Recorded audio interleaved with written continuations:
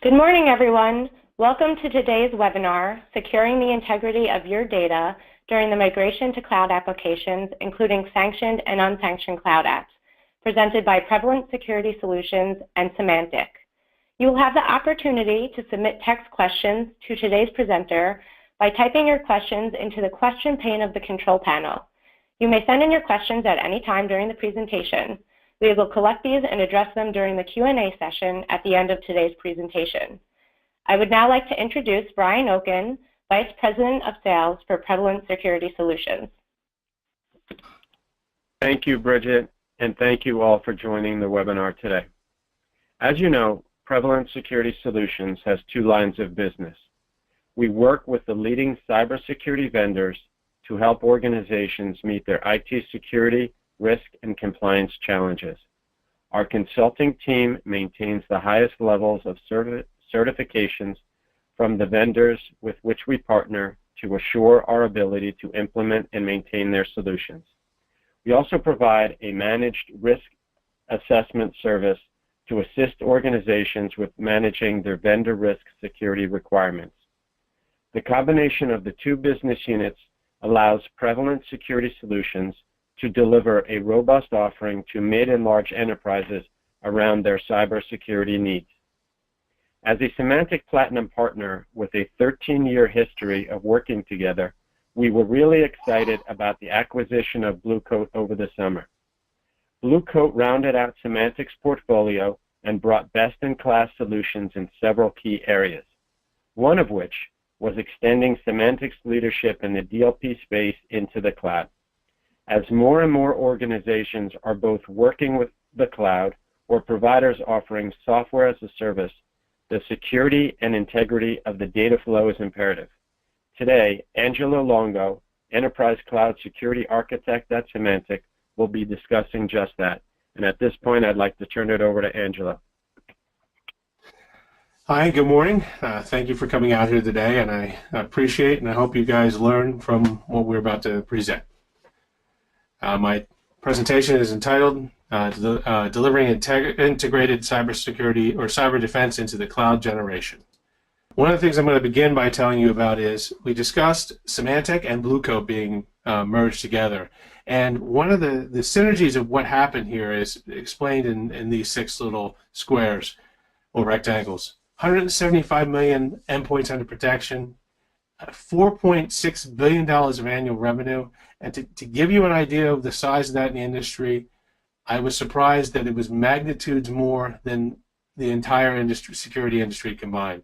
I am excited about this combined company, and the amount of influence we have in the industry is tremendous, but the amount of desire to deliver the secure infrastructure is even more. 175 million endpoints, $4.6 billion of revenue, 2,100 patents under our portfolio, 385,000 customers worldwide, 3,000 plus R&D engineers. That's bigger than some companies. I find that tremendous to be behind. And 6 geographically dispersed CloudSocks to respond to your threats across the world. All right. Now, what are we doing? We're securing the enterprise, but we've defined the securing by complex user definition, evolving data attack surface, expanding perimeter, and multi-phase, multi-stage attacks. Now, what do we mean by that? Complex user definition. We have users coming from many different areas. They're roaming, they're in the offices, they're in the headquarters. They're attaching to things within the headquarters, that are behind the security stack and external to the security stack. So when we look at the cloud, we look at people directly connecting to the cloud information, directly connecting to your information in your office, and we're looking at users that are coming from many different locations, devices, and vectors. So that's a complex user definition. The attack surface has become greater. Not everything sits behind that nice and clean security stack anymore. We have the cloud. People are out there utilizing cloud apps ad nauseum. And it's really a surprise when we end up doing what's called an IT security or a shadow data analysis and shadow IT analysis showing companies how much data or how many apps are in use. And that expanding network creates a problem. How do you secure those remote infrastructures, those remote data sources, those remote pieces where you don't have visibility, you don't have rights, or you don't have a good way to sort through and parse the information? And then add on to that, 50% of data normally, or data streams are normally encrypted today. That means the visibility within your organization is currently at a point where you may be seeing 50% of your data. That is supposed to go up to, I believe, by 2020 to 90% of your data streams will be encrypted. That means the data is flowing in, out, and through your organizations you won't have visibility into unless you are decrypting that data at a certain point so that you have that visibility. That's important. That's a lot of data flow that not having visibility into.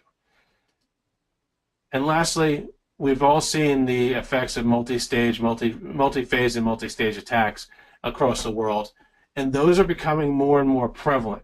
How do we fight them? You know, the standard security stack is still important, but we need to be able to extend that stack and that stack's abilities into the cloud organization so that we can protect you.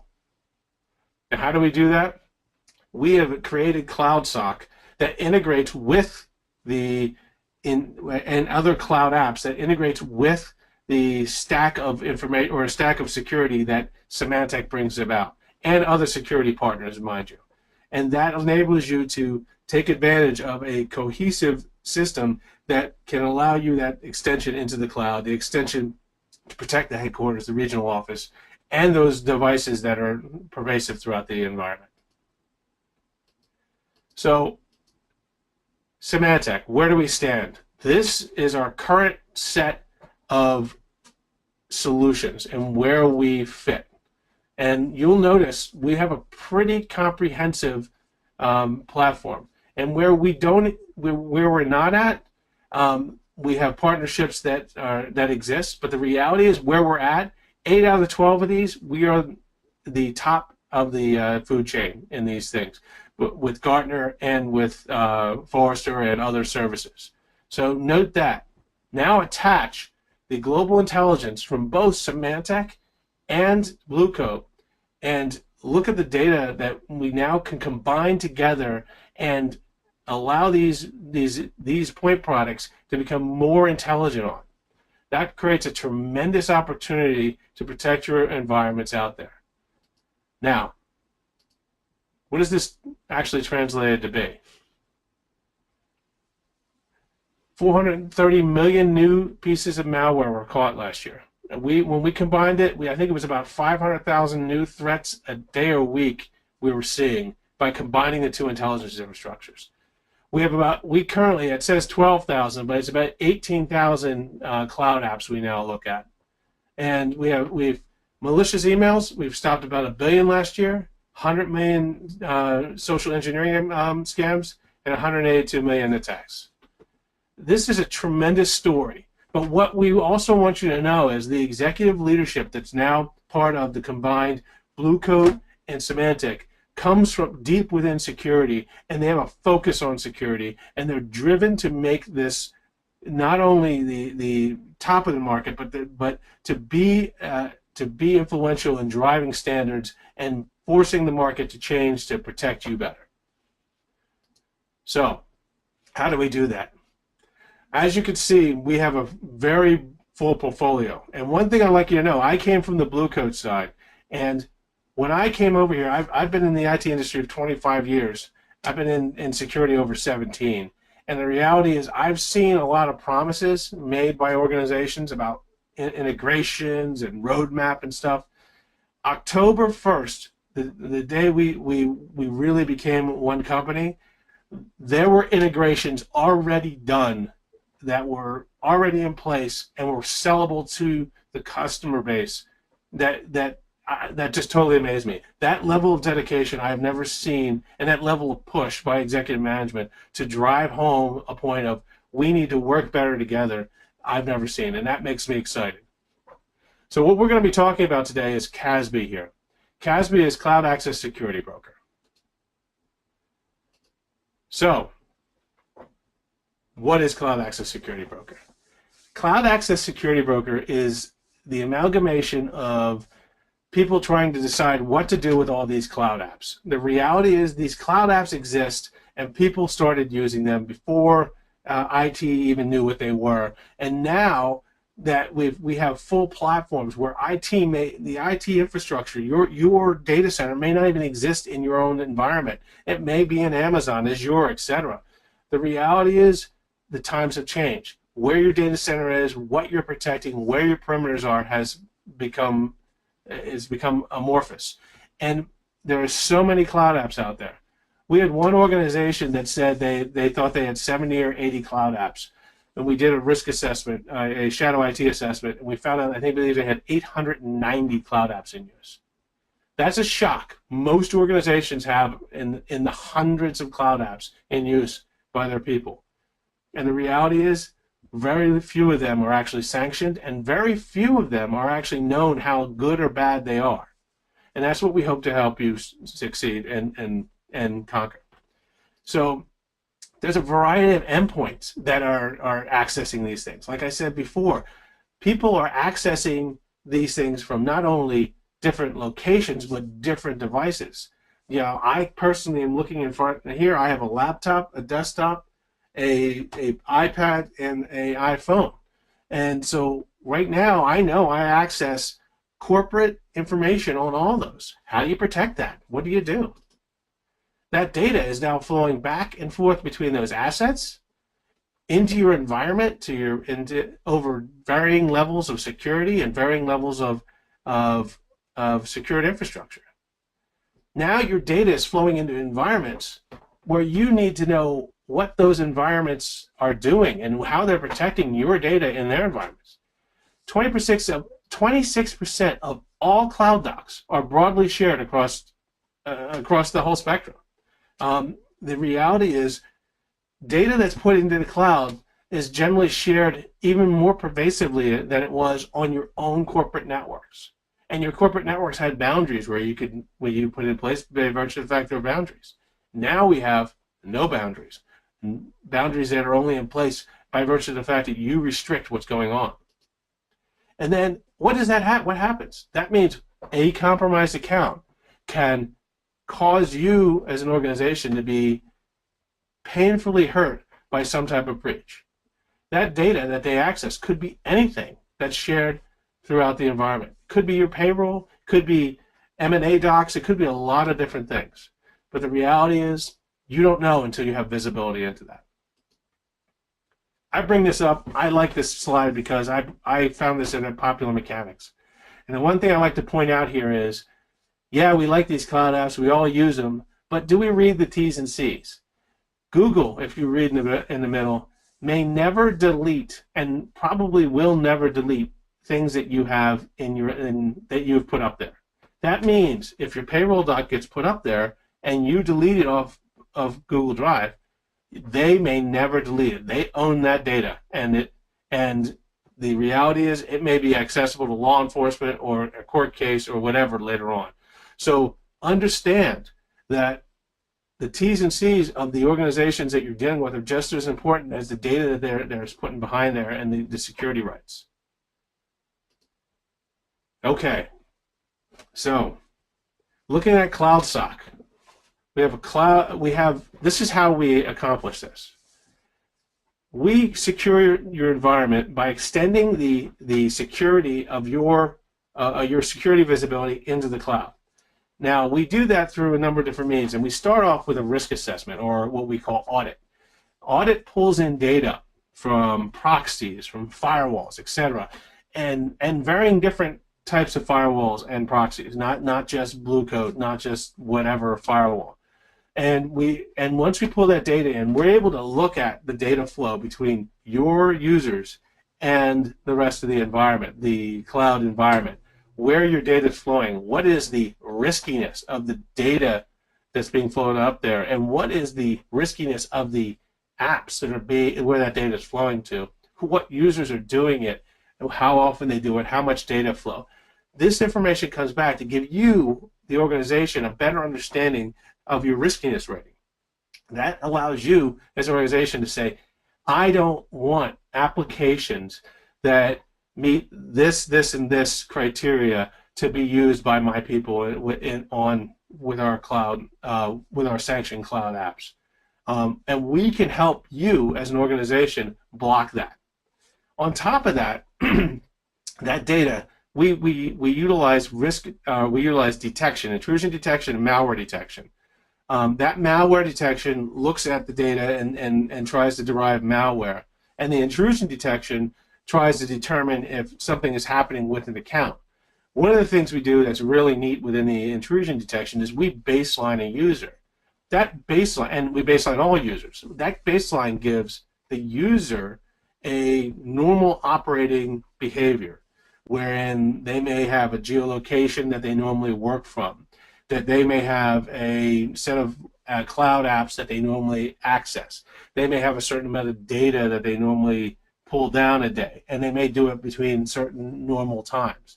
Once we determine their normal behavior, when they walk outside that behavior, it could be because their account has been compromised, or it could be because, hey, they may be leaving in a few weeks or putting in their notice, and they decide to pull as much data as they can. Once they start moving outside that data paradigm, their riskiness score goes up. So not only do we look at the riskiness of the apps in question, but we look at the riskiness of the users in question, which is important to you as an organization, because when your users are exhibiting risky behavior, it could be compromised, it could be their desire to pull more data and do something that's a little untoward. So the reality is being able to coalesce that information together allows us to raise a risk score, which you as an organization can take action on. And we could step that action based upon some risk score, and we could take actions such as blocking access to a certain cloud app, blocking access to all cloud apps. We can take action up to, including blocking action and causing the user to have to call the help desk to understand what's going on. It really depends upon your paranoia level and the organization's need to protect the information within it. Remember, CASB is a bit of multiple different technologies in the cloud, but the next thing we are is DLP. DLP in and of itself allows us to detect the information from the point of view of what kind of information it is. Source code, PCI, HIPAA, PII, something of that, on-prem DLP. These things we can take the data and we can say, hey, this data in and of itself is deemed to be sensitive of nature. I don't want that data, the sensitive thing, maybe PII data, to be placed into box and shared outside of this respective group, or I don't want it to be shared at all. And actions we can do is we can reach into box, remove a share, remove the file, and or notify the user. We can augment the share to be correct. We have a number of different actions that we can take. But the reality is we could step into that and basically allow you as an organization to take action not based upon the type of data, the riskiness of the user, and the riskiness of the app in the cloud. That gives you unprecedented control over how your users use sanctioned apps and unsanctioned apps in the cloud. Now, what else do we do? That also acts as a block or proxy block for those specific apps as well, allowing you to reach into those apps and not allow data to flow. And then the last thing we have is our incident response and investigation. That's sort of the SIM of the data that we collect within this app. So the data flows, proxy information is being pulled in, firewall information is being pulled in. We're seeing data from intrusion detection and DLP, and we can coalesce that data together and basically see that data and go in and basically take it and look who patient zero is. And how do we do that?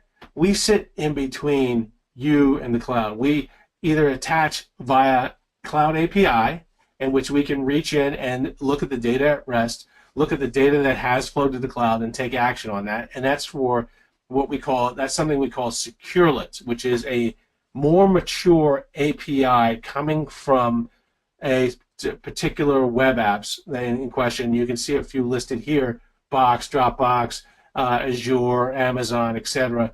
And we can take action because the maturity of their apps, the business case that their apps are in high use, and there is a direct correlation to our ability to reach in and take action.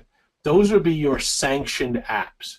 For every sanctioned app, there is a gatelet. The gatelet in and of itself is the active blocking of data up to the cloud. Well, we could say, no, we don't want that data to flow up to the cloud. No, we don't want that data to be utilized in that fashion. No, we don't want data to go to web apps that reach what we call business readiness rating under a certain level.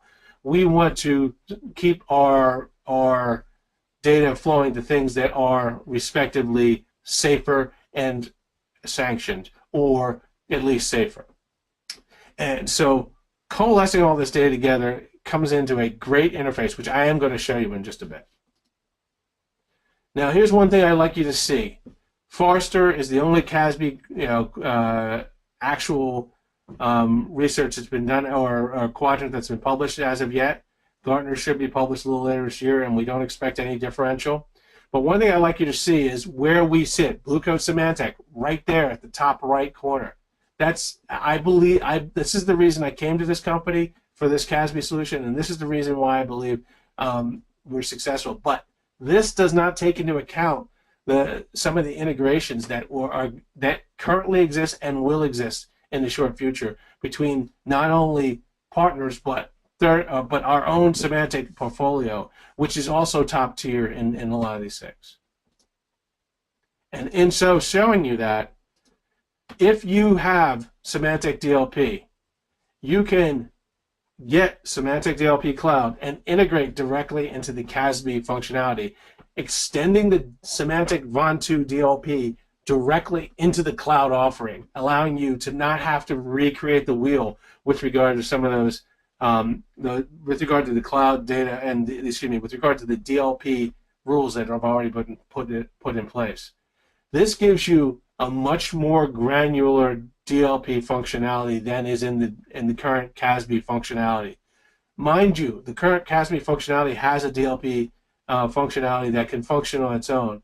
But what you need to know is the Semantic DLP, as you can see in the top left corner, you see where that sits in the leaders quadrant, and there's a reason. It is powerful. It is a strong, very, very strong offering. And being able to take that very, very strong offering and put it into CASB, it makes the overall offering tremendously more strong. Plus, you can manage the CASB functionality from within the Semantic DLP management, so you don't have to go two different places to manage things. So you are taking action. You may already have and know the Semantic Cloud or Semantic DLP, and you can take action to take that and directly bring it integrated within CASB and directly affect the users that you're working with to the point where you can control their data and behavior. But let me take that one more step.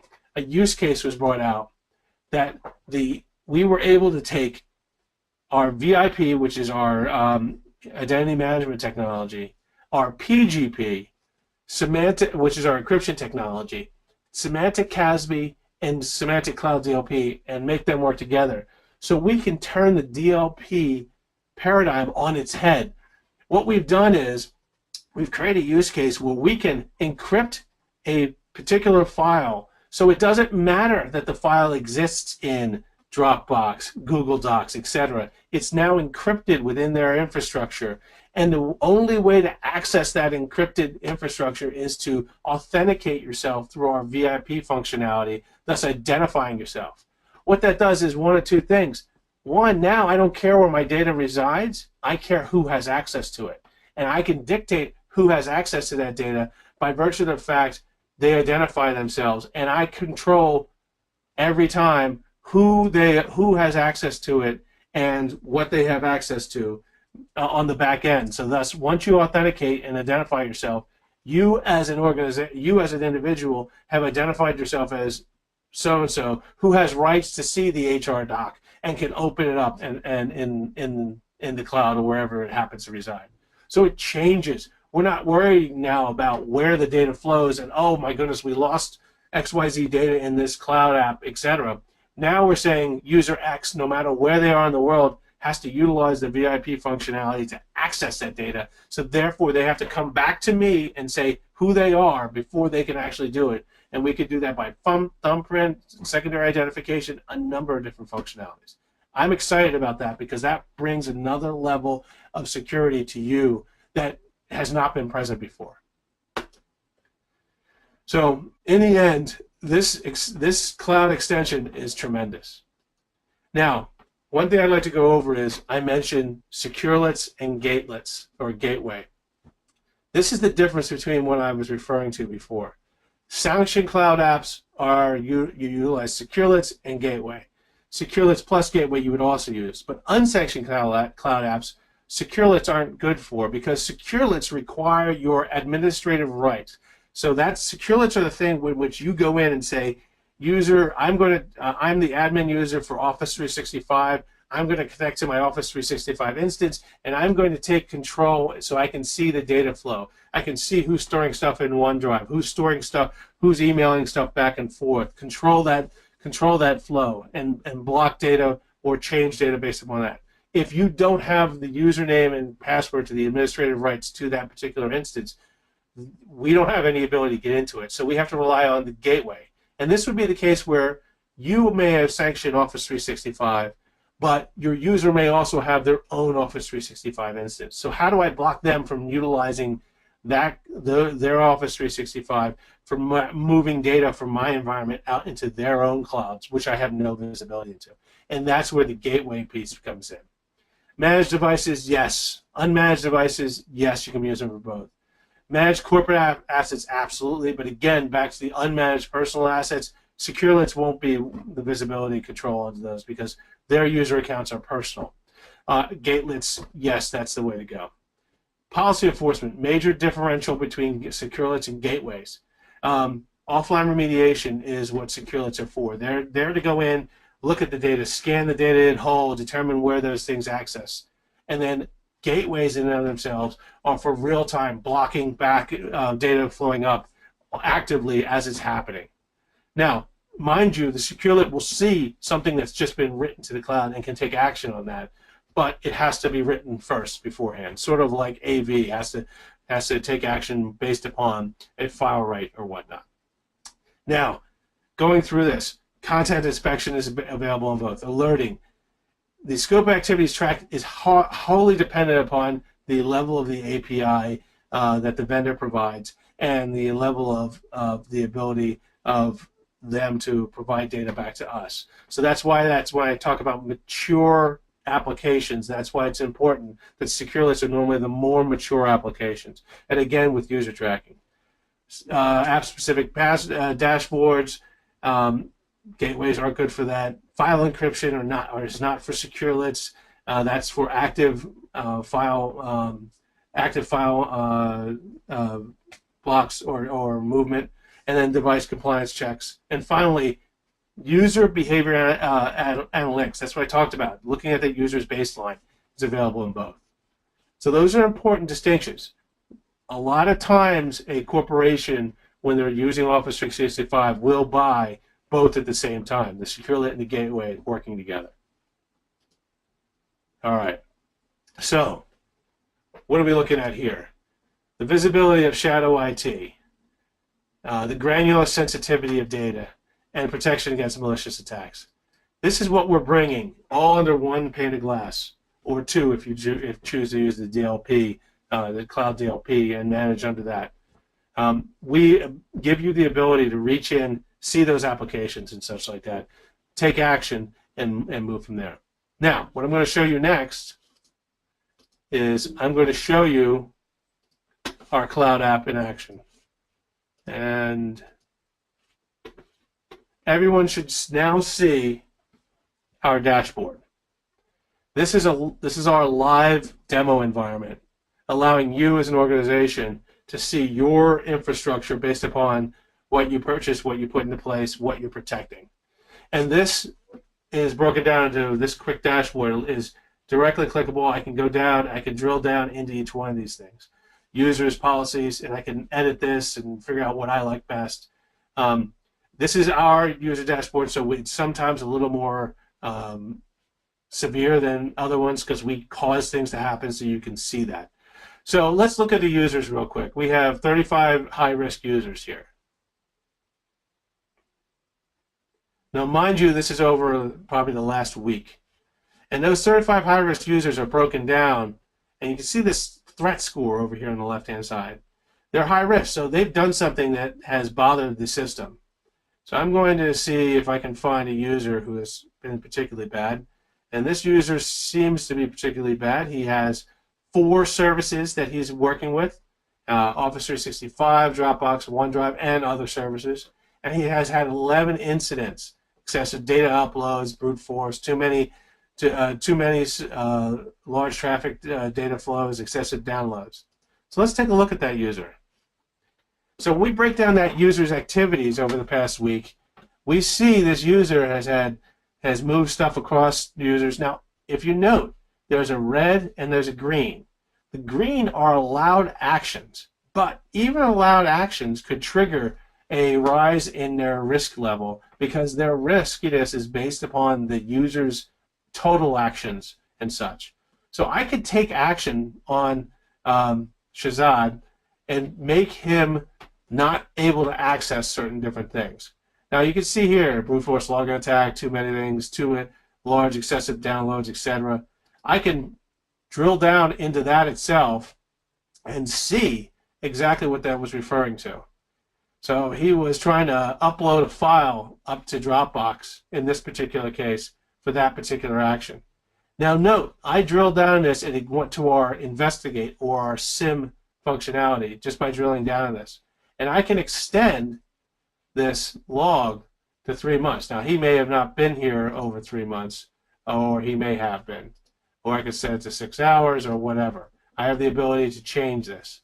In addition to this, I have the ability to go in here and do a simple file lookup for the past 3 months. And I could say, give me all the events that have happened in Salesforce over these last 3 months. And give it a second to germinate. Hopefully somebody's done something. Let's try something different. Hold on one sec. I may be restricting it just to this person. Give it a sec. And if you note, there's a little smoky little square there, which should be pretty exciting. All right, now that's in the last 15 minutes. Now let's go to 3 months and see what we got here. Okay, so now that group has I was probably had to reset the filter. That's probably why it wasn't coming up. Salesforce. All right, let's see all the things that have happened in Salesforce in the last 3 months. And I've had 1.2K of events that have happened in Salesforce. And we can see here, now you can also see Box here is listed here because it had a file that got moved up there that was called Salesforce. So I'm pulling data not only, this is live as a string, so you can see the event data as it goes along.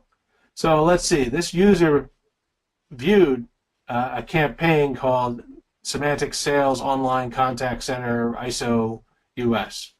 And this user here went in and they broke policy and they attempted to delete an object, an opportunity.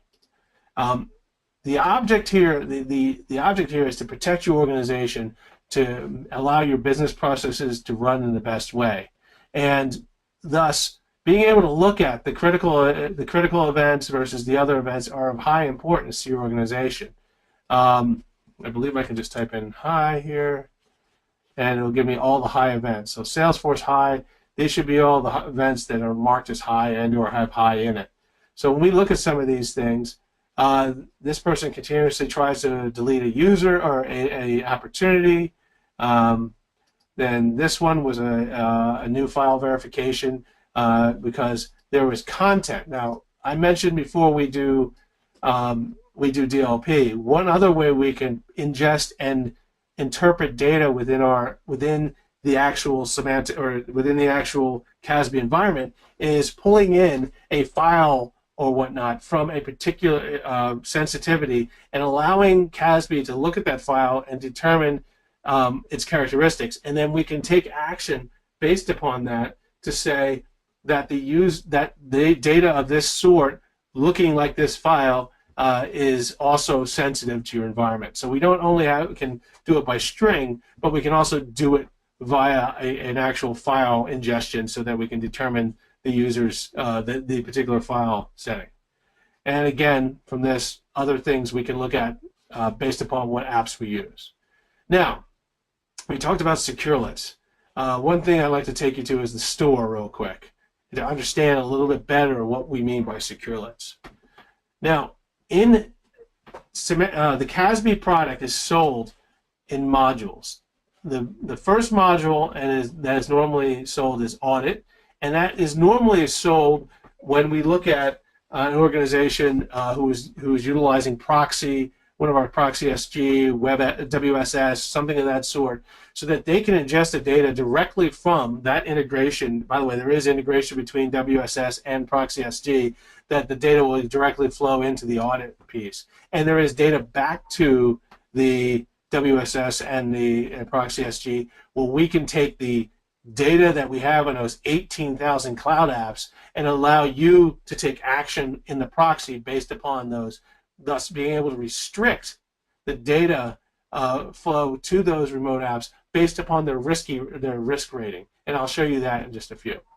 But Audit is normally the first thing that you see. And Audit in and of itself pulls that data together and shows you where that data flow is. Detect, again, is looking at the user behavior and malware. Protect is the DLP, and Investigate is that SIM. Now, that data, all this floats and works together with securelets. Now, you see the securelets here. There are 12 listed here. I believe there's a 13th now. But the reality is these securelets are the ones that allow you as an organization to work best with, because they're the most popular, and in addition to that, they have the most mature API that allows us as an organization to write specific code that allows you to reach in, see what's going on in those organizations, in your sanctioned apps, and take action. Again, securelets are about offline, about data that's already at rest, data that's in the cloud. This is what allows you to go in and rectify, to remove the shares that are widely shared, to remove the data that you don't want up in the cloud. This is what allows you to do it. That's the securelets. But if we move down here to gatelets, you'll see there's many more gatelets. And there's a one-to-one gatelet with the securelets, but there's many more gatelets that exist here. And what you could do is you could go in there and grab the gatelet to your other app so that we could block data on the fly. Now, mind you, you see up here two interesting items, Amazon Web Services and Azure. And one of the neat things I saw today, a few weeks ago, was utilizing those to block a user from enabling or starting up a cloud VM that you don't authorize. Thus, utilizing our VIP identity management technology for a user to identify themselves. And if the user goes to Amazon and tries to open up a VM, but they're yet not authorized, we can say, no, you're not allowed to start a VM and open up your own server on Amazon Web Services. Thus, being able to hold down what web apps, what web services, what VMs are in place. And it's a neat user story that allows us to take another action so users can't just willy-nilly create their own infrastructure outside of your own infrastructure. All right? Another item here is ServiceNow. ServiceNow contains a lot of keys to the kingdom. If you're utilizing ServiceNow in your environment, please note that the data that's stored up there is of import. And ServiceNow, Salesforce, they contain a lot of great data that you guys can utilize, but it also contains a lot of data that is relatively scary if it gets compromised. And obviously, two-factor authentication are great and such like that. But one thing that you could utilize that's outside of the CASB functionality, but I also do work with, is something called our cloud data protection. That is our tokenization and or encryption functionality that we can take the data that resides in these databases, and unless you go through one of our gateways, the data you see in that database, even if you have full credentials to that, will not be will not be exposed. It'll be the tokenized data, and you will not be able to see unless you go through the gateway. And it's a very good use case. And if you guys want to hear about that in the future, please indicate so later on. All right, so this here, again, is the gatelets. Now, moving to the audit, I want you to see how those gatelets and securelets are represented as web apps, because we have a group out there. They're called the apparazzi. The apparazzi is a great team of guys and girls who goes out and looks at the environment and determines from the web app what the riskiness of that web app is. And you can see here from the users in the last week, these are the web apps that have been in use. And you can see here a number listed next to them. And 100 is great, 0 is terrible. You can also see we've labeled or tagged them sanctioned and unsanctioned or other things. But if we go into Skype and we take a look at Skype in and of itself, there are 7 axes that we measure Skype's functional riskiness based on: access, service, information, data, compliance, business, and administrative. And if you break that down, we go through a number of different items, and you can see the subcategories under each one: service, access, and you can see why they get this particular rating. They're bad on multi-factor, they're bad on brute force, access protection, and identity integration, but they get a good on federated identity management. Administrative, they're 50-50. Financial, they're a public company. Now, we reevaluate these things as time goes on, and the neat thing about this is that business readiness rating can change. In addition to our business readiness rating, you too can customize the importance of the BRR so that you, as an organization, can go in here and say that this is more important. Agreements are more important to me than hosting service. And you can change the business readiness rating for your organization so you can more clearly understand it. So it's not just a hard and fast rule where we throw out their BRR, but you can go in there and say this is more important, therefore this is not as risky to me if it's this and this. And we take that data, your data flow, users that have flowed data up there, the amount of data, etc., the quality of the data, and then we give you an overall business readiness rating for your organization based upon your data flow. That allows you to take action. And we could say, listen, anything under 50%, don't allow data to flow that information. And then we could see the users in question who are doing the data flow, and we can take action based upon those users. We can see what destinations they go to. We can see what services. Why this is being so slow, I don't know. But I think I may, hopefully I'm still online. Can you guys still hear me? Yeah, we can hear you. Great. All right. But anyway, let's move from there. One thing I like to show people is let's take a look and let's find a particular web app in our organization or in the world. So what we do here is let's pick Oracle, for instance. And these are the web apps from Oracle. And then let's pick one. And let's pick Eloqua, for instance. And this is Eloqua's rating, and these up here are the ratings. So this is the 18,000 web app database, but we've gone through and done the comparisons and looked at the web apps. And we go through and we've determined these all here are in its same group for in a comparative service. So we can take and combine and compare Oracle with Path and make a determination if Oracle or Path is what I want to use, and make a determination why I want to do that. So we can look. We have a database of 18,000 web apps. We've talked about Detect, where we see user behavior. We've seen the user behavior, and then following the user behavior we've seen the incidents in question, and then also what locations that our data is flowing from. So this is over the last week. This is where most of the incidents happen. And if we go to all data, we see that most of our incidents have happened between the Canada, U.S., and Australia, but some from some other geographic places. Remember, this is our instance that we play with. So we have people all over the world, and the people all over the world are doing different things to make it make you see the events. All right. And then obviously we've talked about enforcing policy. Enforcing policy in and of itself is back to what we're referring to, the individual policies in question. And I could show details of this policy. Edit policy.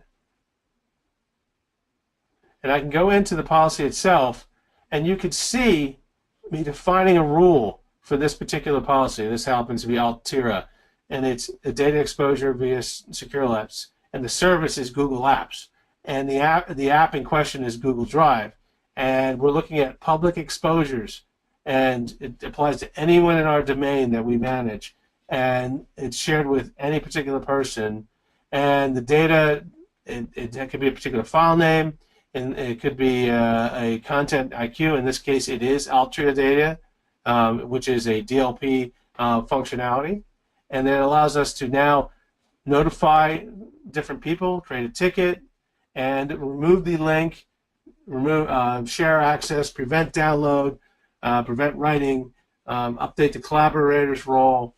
This allows you to go in and take action based upon those items, up to including, again, blocking the user from utilizing that. So this is the step-by-step piece that we could go through, allowing you as an organization to block users based upon a number of different factors: threat score, user action, etc., and more specifically to the SecureLit or Office app that you use. So given all this, we can get into very specific use cases to your organization, but I wanted to give you guys some time to ask me some questions, maybe do some lookups of some particular apps. This would be the time to begin doing that. So anything would you like to ask? Please ask now. Great. Thanks, Angelo. We actually got two questions. The first one being, can you please further explain the differences of your Semantic CASB solution to the other two competitors in the market, SkyHigh and Netscope? Okay. Right now, as I understand it, and you will have to forgive me, I've not implemented, and I'm going to make this point based upon being a former consultant. I have not implemented SkyHigh or Netscope, so I'm making these assumptions based upon what I've read.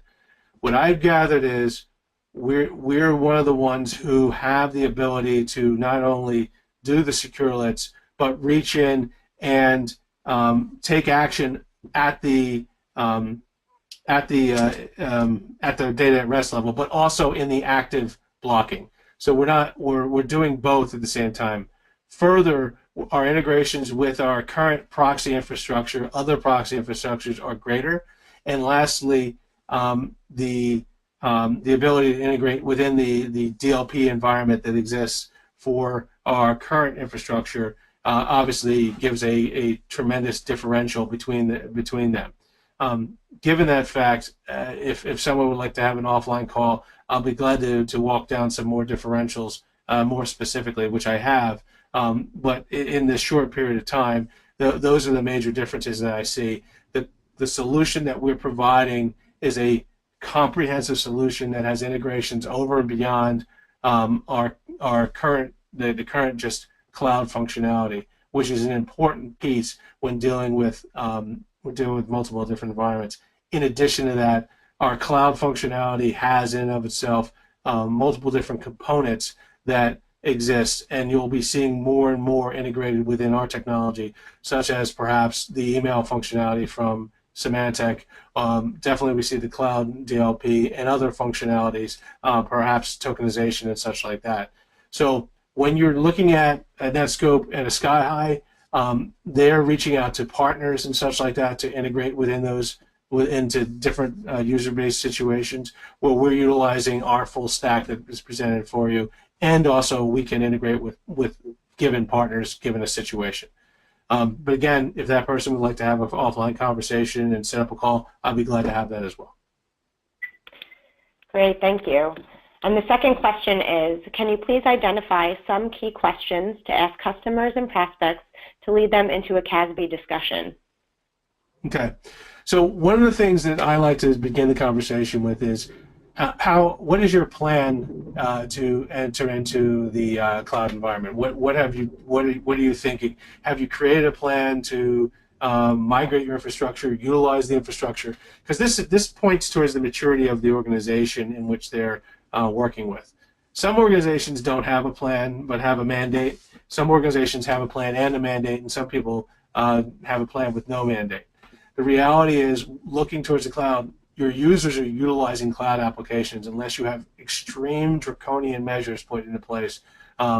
Users are utilizing their phones, their iPads, even on their laptops. So when looking at that as an overall, one must look at the differential between what they're using, and if they're sanctioning any apps. Their sanctioned apps, the ones they authorize, the ones they pay for, are also important to ask, because that tells you that they've proceeded in a direction which allows them to do X, Y, and Z to help block or help figure out where they're moving towards. Thirdly, given that fact, I always like to ask how many cloud apps they have in use, and then give the example of where they're at and where other places have been at, given when they found out about with our shadow IT and shadow data analysis. And by the way, as an aside, one thing that I'd like to make sure that everybody on this phone knows is that we offer a shadow IT and shadow data analysis for free. That means we'll ingest the data into our organization, and we will pull in that data so you can see the summary of data pulled in that allows you to understand as a snapshot where your organization exists and what they're doing. And to give you a quick infographic on that, let me generate this infographic. This is a one-page assessment, and then we have a could be up to several hundred-page assessment of your organization based upon your data flow. So this is a quick one-page assessment that gives you a snapshot in where your organization is at this moment, and then the more comprehensive data assessment based upon the overall, which takes longer to generate. By the way, that was generated on the fly based upon the current data. And if you utilize CASB, the infrastructure, you can actually go in there and generate these on the fly for your own self at any time. Hope that Great, helps. thanks, Angelo. That concludes our questions, so we want to thank everyone for attending today's webinar. If you have any other questions, please contact Brian Oaken at BOKUN@prevalentsecurity.com. We will receive a follow-up email within 24 to 48 hours with a link to view the recording of today's webinar. On behalf of Prevalent Security Solutions and Symantec and our presenters, thank you for joining us today, and have a great rest of your day. Thank you.